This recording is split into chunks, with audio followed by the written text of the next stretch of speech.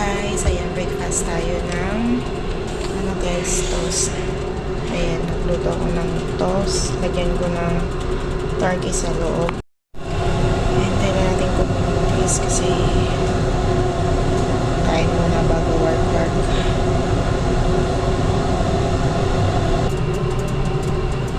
Ay, luto na.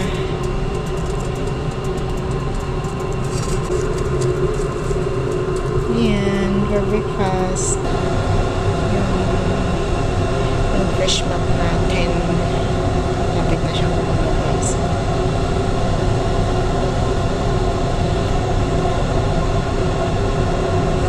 Tagal-tagal.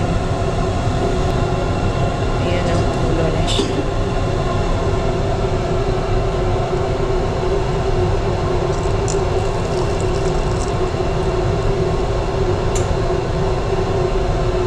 Sakto. And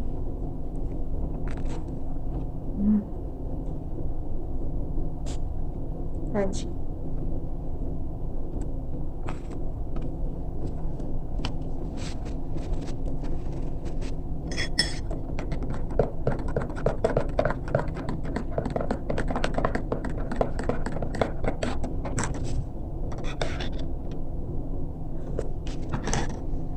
May saging dito. Laki. Mahaba. Hindi kasi ako mahilig sa saging. Kung walang ibang makain, yun, makakain ako ng saging. Pero pag meron, ewan ko. Ewan ko.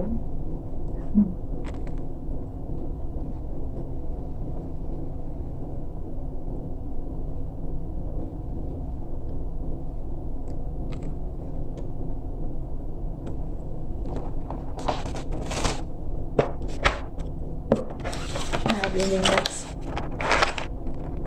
Ito yung klase ng nuts.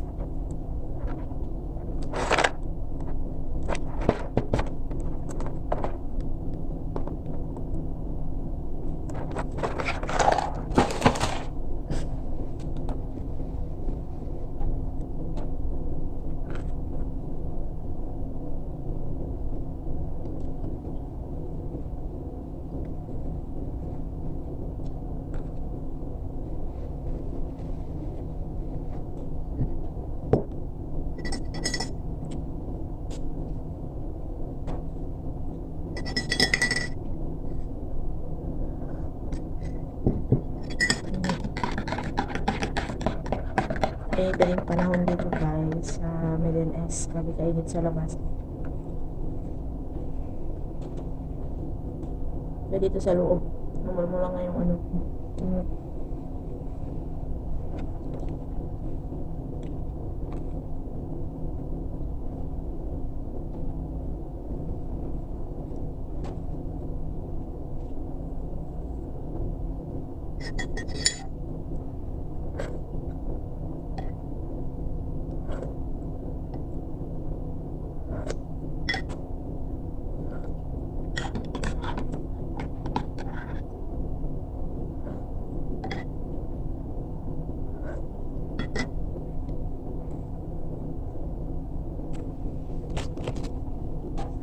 Mga klase din to, maliit siya.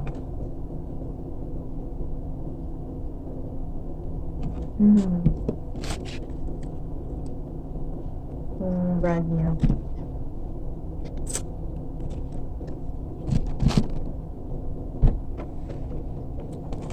Pareha lang pala siya, pero yung kulay na.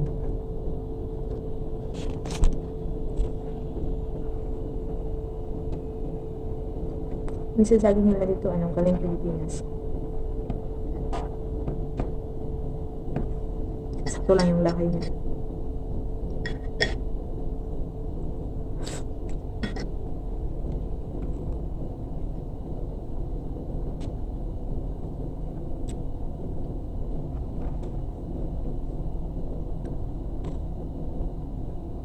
Naka-breakfast na bang lahat?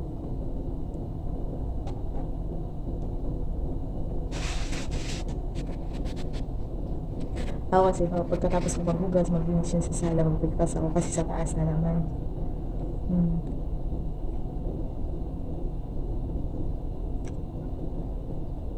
Araw-araw ko chinecheck. Kasi may mga bata, di ba?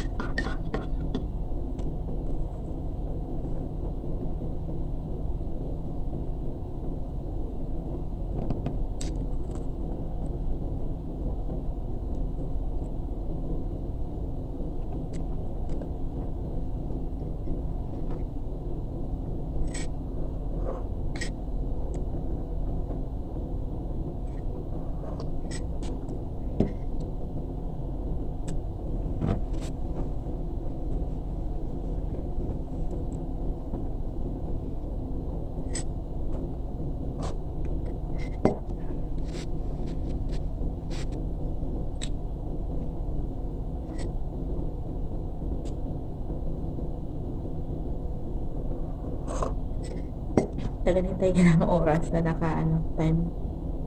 Maaga pa dito eh. O tingnan nyo ano pa siya. Mag 9:30 ng umaga. Ganyan oras yung yung breakfast ko. Kasi yung lunch dito, 2:30 ng hapon. Tapos yung sa gabi, mga 9 or 9:30 yan. Matagal.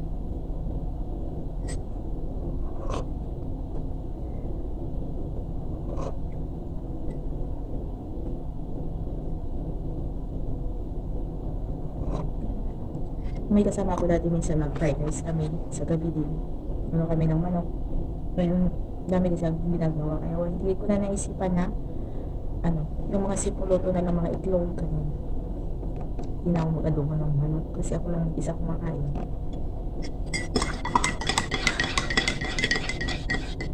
Pinamiss ko magluto ako. Pero pag hindi, yan, mag-pork legs, mag-itlog, ganun. Gatas.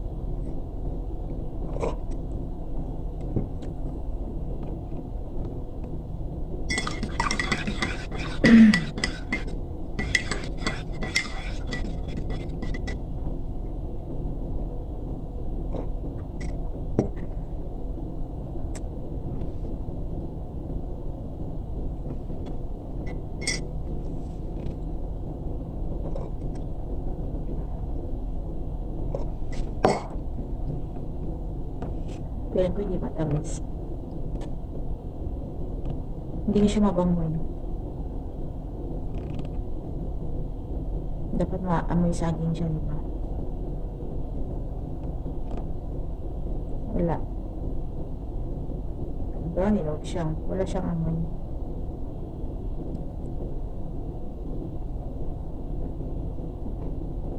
Malinis siya.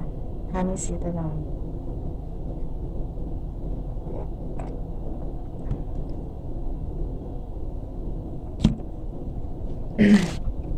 Makapuol ka ako ng dagko kayo eh.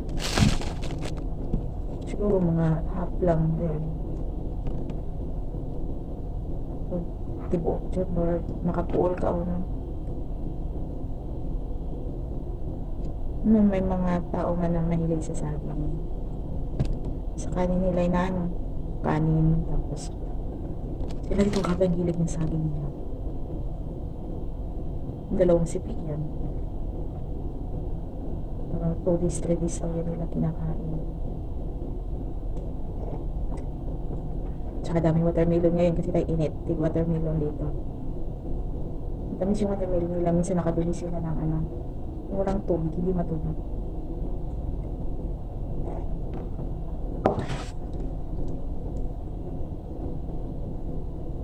Malapit natin. Nakapit na ako maglinis kasi tulog kasi ng natin.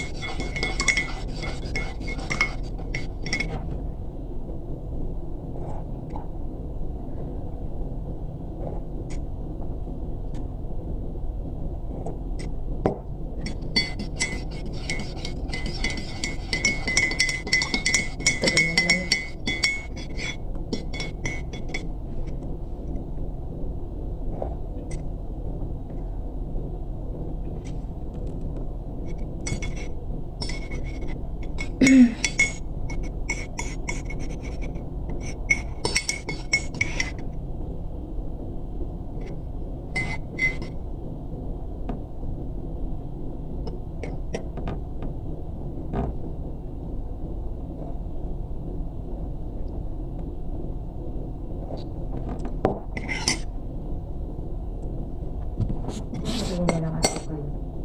Takip.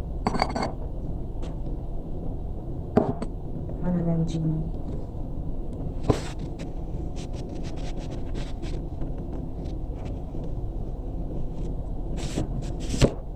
Ito guys, ang gym nila pang macho 20k din. Ang ibig sabihin yan, 12k. Ganyan. Kasi sila ibang dito paggastusan. Tsaka ito, 15k din. Mga 2.5 gan 2.7 sa Pinas pesos. Kasi sila ibang itong iniisip na paggastusan. Pero walang pinaglaanan yung pera nila dito para lang sa sarili nila, sa pangangailangan nila. Hindi kaya sa Pinas na kailangan natin mag-ipon para sa bigas o rin. Dito kasi, oo, nag-ano pero yung magulang nila. Parang kasi, ewan ko, iba talaga sila dito talaga.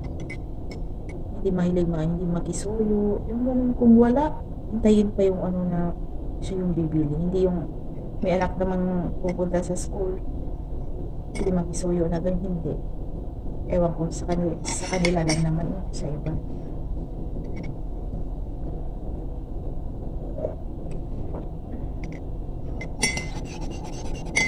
Tapos, pag Sabado dito silang lahat kumakain, ang dami nila. Buti may isang katulong Pinay din. Punta siya dito. Katulong ng anak ng amo ko. Every Saturday lang din siya dito. Kasi kasama ako na bakasyon. Yun na. Ulit wala na naman akong kasama.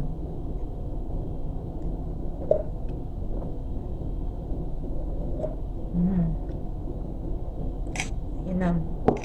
Tapos na yung gatas. And guys, thank you for watching everyone. At nagbalik na ako guys, MP. Kaya salamat sa mga nanonood, sa mga kaibigan dyan. So YT, in and out. Thank you so much. Ayan. Good morning everyone. God bless everyone. And thank you for watching all. Bye-bye. Ingat sa work lahat tayo guys. Palagi. Kasi sobrang init na ng panahon ngayon dito sa bansa namin sa Middle East. At sa ibang bansa din. Ingat all everyone. God bless. And